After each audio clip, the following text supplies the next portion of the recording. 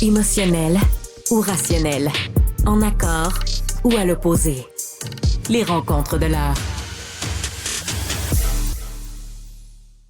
Alors, il y a une chronique qui fait beaucoup jaser. C'est la chronique de notre collègue Francis Gosselin, qui est chroniqueur ici à Q, mais qui est aussi chroniqueur au Journal de Montréal, Journal de Québec. Il a écrit une chronique sur le pourboire, puis ça t'a fait réagir, Jean-François Barry. Bonjour. Hey, salut. Ben, le pourboire, je pense que ça fait réagir tout le monde présentement parce qu'il y a énormément d'abus et d'excès. Là, on s'entend? Franchement, moi, ça m'écoeure.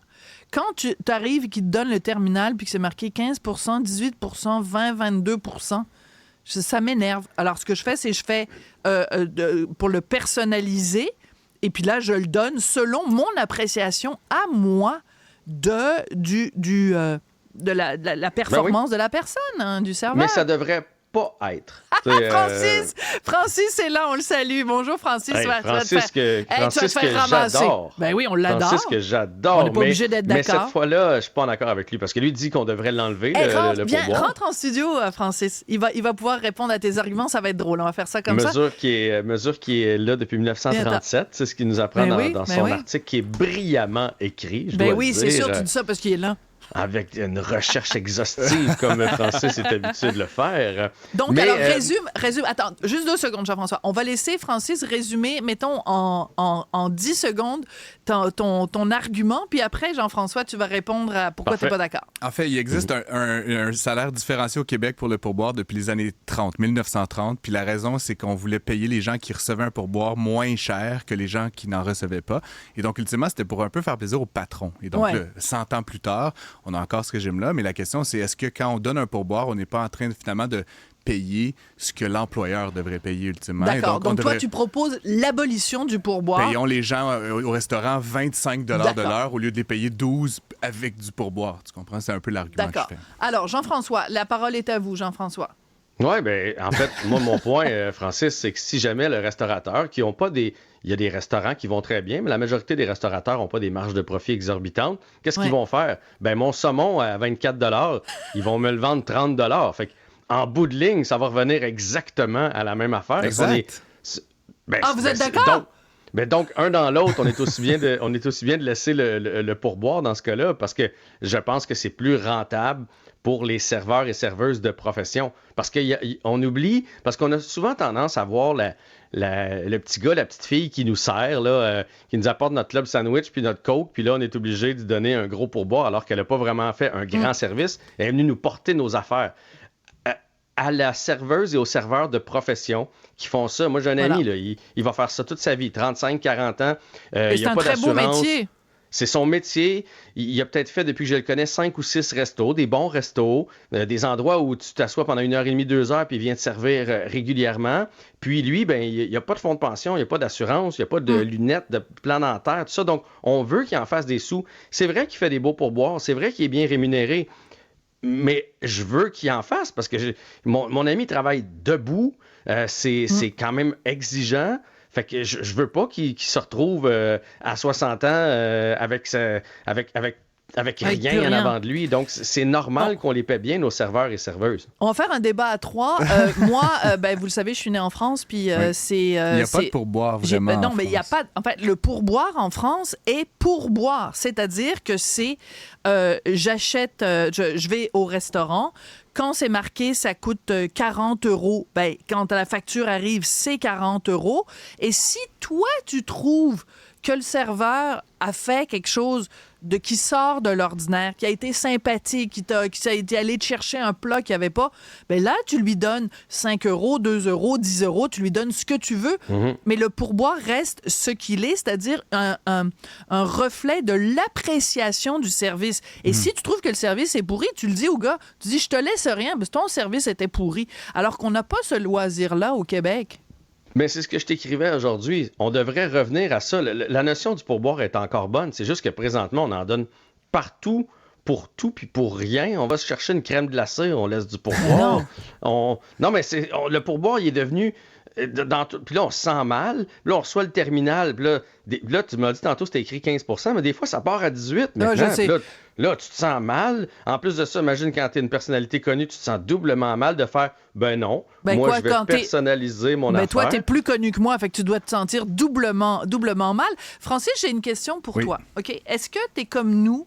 Parce que j'imagine, je pense qu'on a déjà parlé avec Jean-François, il y a une chose qui m'écarte. OK? C'est quand tu vas au restaurant et que tu prends une bouteille de vin. La bouteille de vin est là. OK? Puis là, tu as le serveur qui arrive. Puis là, il met son linteau blanc. Son petit linteau, là. Puis là, il arrive. Puis là, il prend, puis il te sert. Puis là, il te sert. Hey, je suis capable de prendre la bouteille, de me servir moi-même. Sais-tu quoi? Je vais me le servir exactement comme moi je veux. Et là, parce qu'il a fait ça, qu'il a pris la bouteille qu'il a versée dans mon verre, que moi, je suis parfaitement capable de faire moi-même, merci. Ben là, je suis obligée de lui payer du pourboire sur la bouteille de vin. Ça t'écœure pas, toi, Jean-François? Mais moi, je pense qu'il fait ça plus pour que tu en reprennes une deuxième. Parce que il s'assure que ton verre est jamais vide. Fait que là, tu perds le jugement. C'est certainement une stratégie commerciale. Puis là, tu le trouves beau garçon, ce serveur-là. Puis là, finalement, tu lui laisses bien plus de pourboire.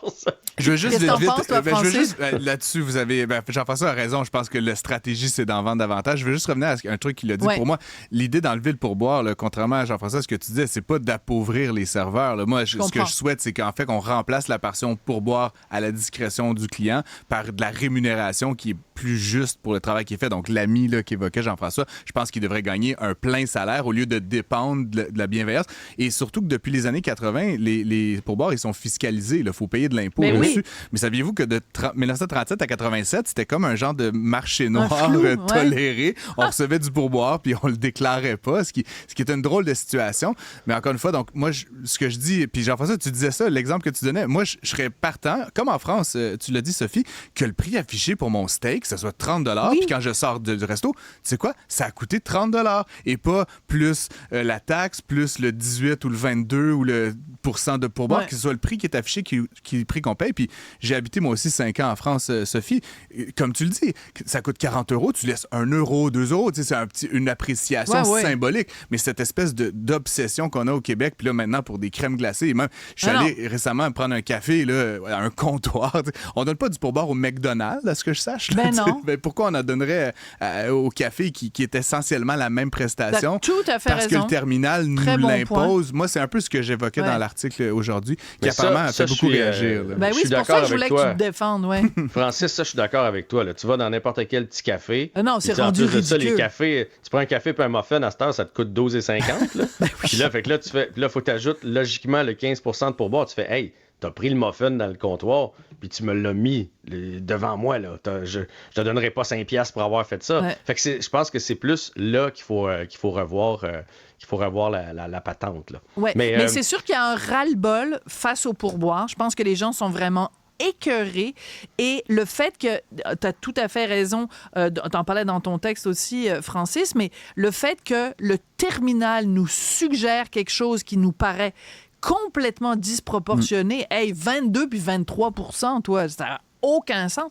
Ça veut dire que, mettons, sur une facture de 100 $, on verserait un pourboire qui serait le quart de ce qu'on a payé. C'est complètement fou. Ça n'a aucun sens. Et peut-être toute une petite remarque là, en finissant, mais il y a un truc aussi, une pratique qui Québec, que je pense devrait quasiment légiférer, mais aujourd'hui, le 18% ou le 15% qu'on voit, souvent, il est ajouté au total aux taxes. Et donc, en principe, là, selon ma compréhension de la règle, de la norme, le 15%, il est sur le total avant taxe. C'est pas normal de donner 15 ou 18 ou 20% sur un total, sur les taxes, en fait. Donc là-dessus, je pense qu'il y a peut-être un petit peu d'encadrement là, à prévoir dans les prochaines années.